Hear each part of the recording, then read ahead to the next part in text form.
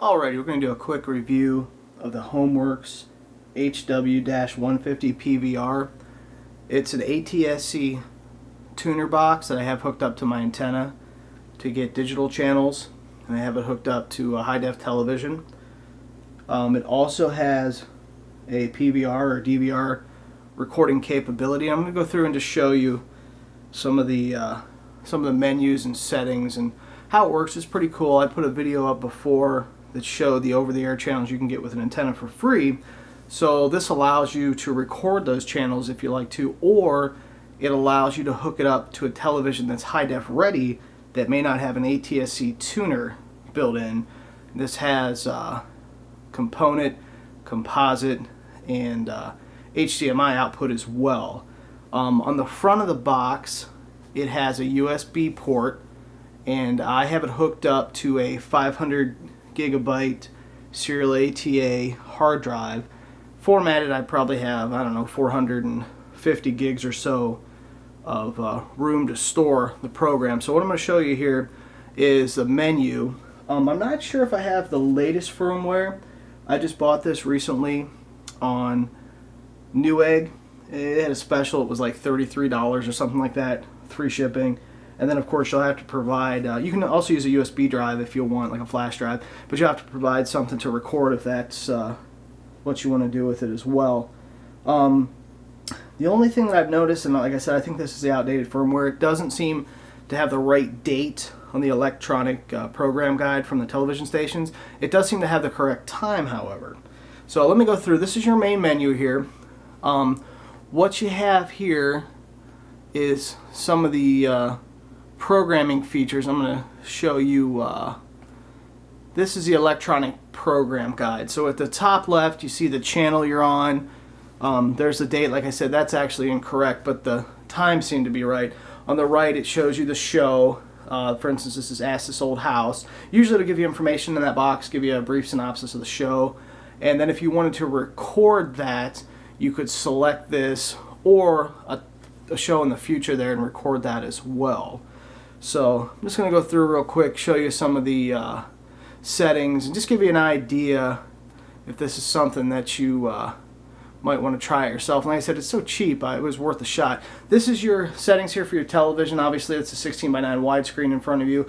This is an older Sony. It's only 720p, or it'll also display 1080i, but it won't do 1080p. Now the box is capable of for all the way up 480i all the way up to 1080p. So you'd want to set that to whatever television you had, and it would work on an old analog set as well. If you had an old CRT you wanted to hook it to get your local ATSC channels, you could do that as well. One thing I did notice with the box, it doesn't seem to have an NTSC tuner in it, because I have, like if you try to hook a VCR up to it or something that's analog, I couldn't figure out how to set that up. So I'm not sure if that's something that's just not built in, but like I said, for the price, you really can't go wrong. At least so far I haven't had any issues.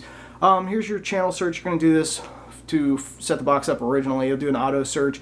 It'll go through and find the channels. I think I pull in maybe 30 to 40 channels. I'm not exactly sure. I'd have to go through and take a look at them again.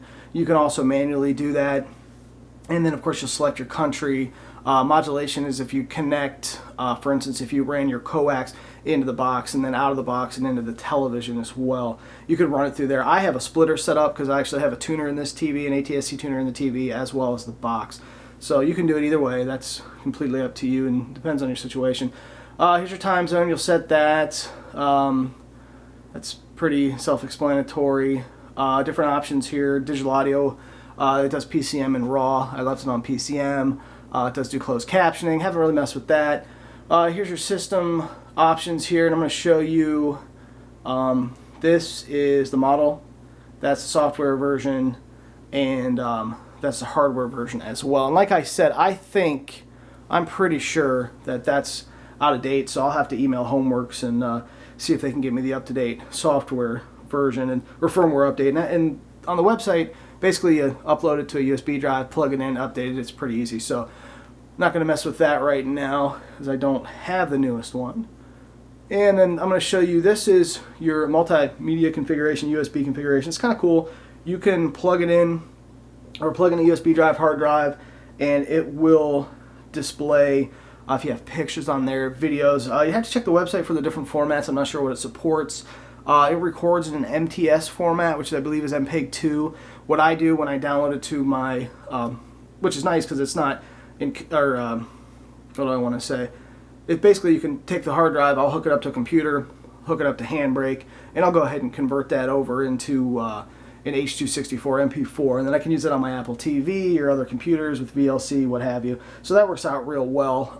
It's interesting to note on the record function, it'll record whatever that channel is displaying. So for instance, you can't set the box to record, for instance, you can't set it for 720p all the time or whatever that station is. So some of the stations will broadcast in 1080i, others will be 720p, they might be 480, and so forth. And the box will automatically adjust to that.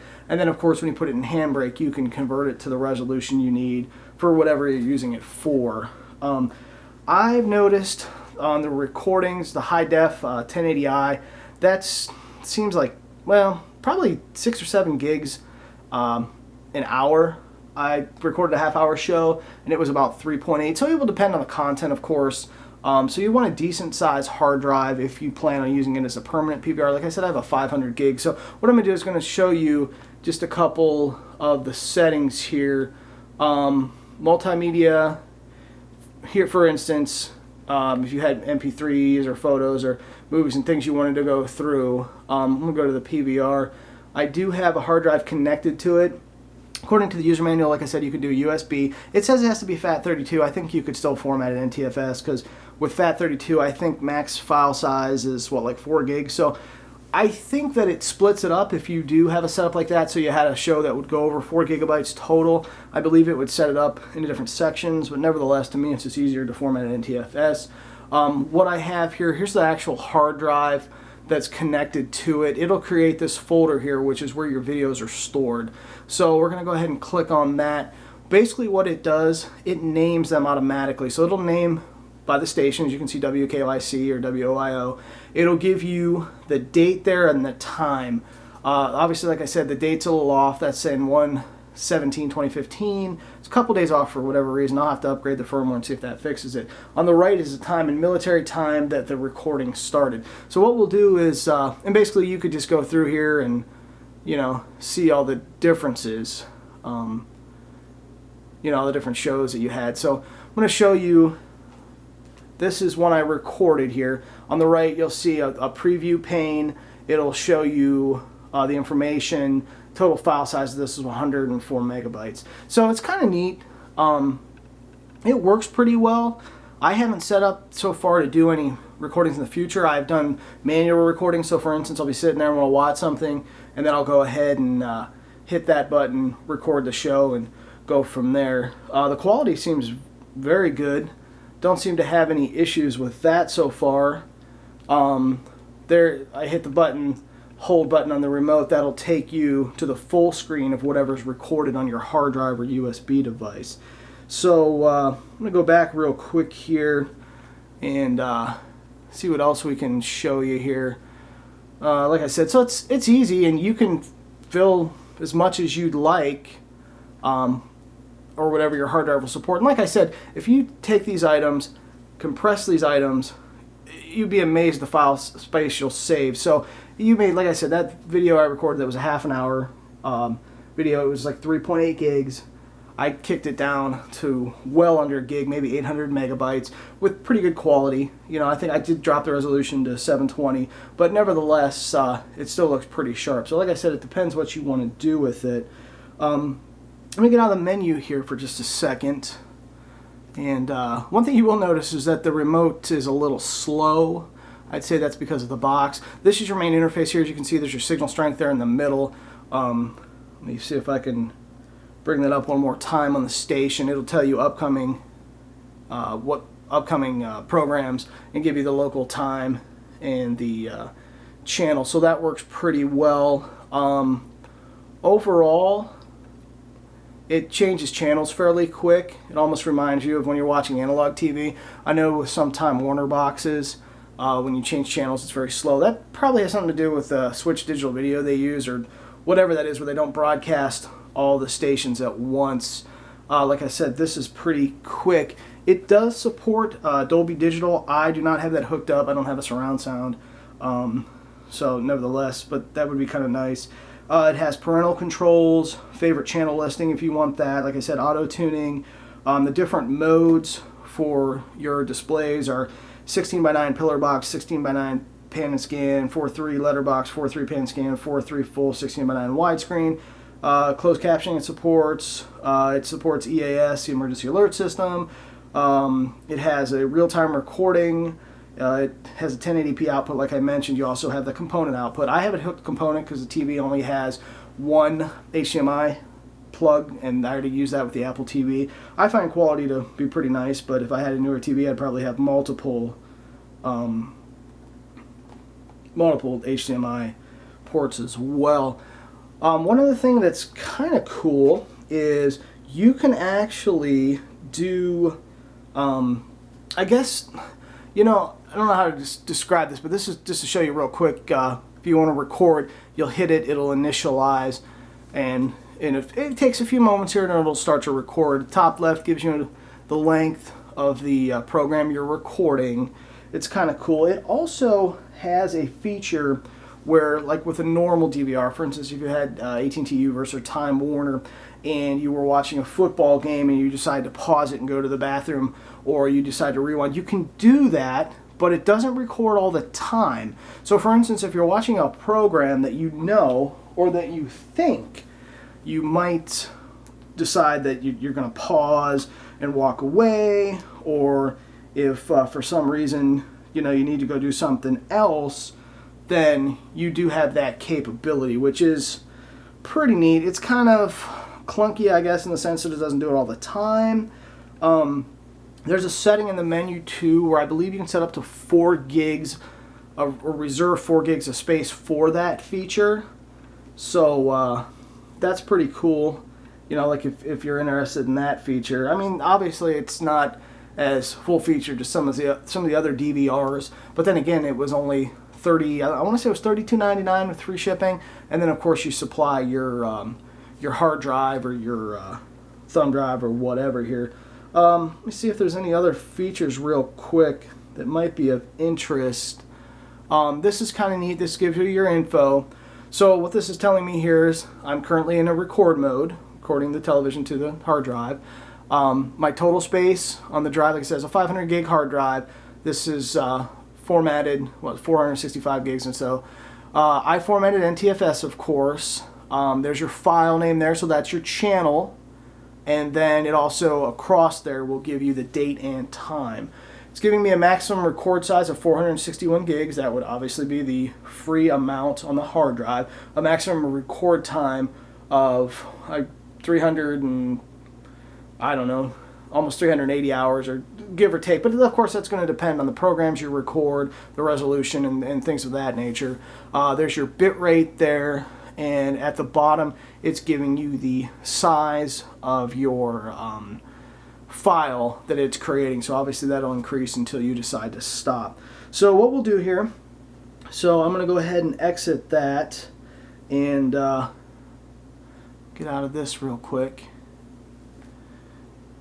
And then we're going to go ahead and I'm going to stop the recording. It'll ask you, would you like to stop? Okay, yes. So we've done that. So now we're just back into the regular mode here, and we're just watching. This is just live television here. I've heard some reviews online that it doesn't pull in signals that well. I haven't really noticed that. It seems to do slightly better than the ATSC tuner built into my Sony television. I guess it depends on your location in regards to the towers. It may depend on the antenna. I mean, there's a multitude of different variables. I haven't had any issues though with the specific box compared to I've had other ATSC boxes that were non-PVRs, and like I said, I've used the televisions as well, and I haven't had any issues with those. So leave in the comments if you've tried out and you do have issues, and we'll see if that's the case. Let me see if there's any other features here. There's your audio box. See, on the menu there is a USB button like I had mentioned before, and if you hit that, it'll take you into your multimedia. So we'll go back into the PVR here real quick, and this is other things on the hard drive, of course. And I'll show you that that's a video we had just recorded there at the top. And like I said, the data is off for whatever reason, but nevertheless, that's how that works. Let's see if there's anything else. You can delete and rename on screen if you like. To me, it's easier. Name it like this, hook it up to the computer, do what you want to do with the video, you know, convert it to whatever, and it seems to work out pretty well. I think that's pretty much all the features. It does also have a timer for your on and off, if you will. It'll go into standby.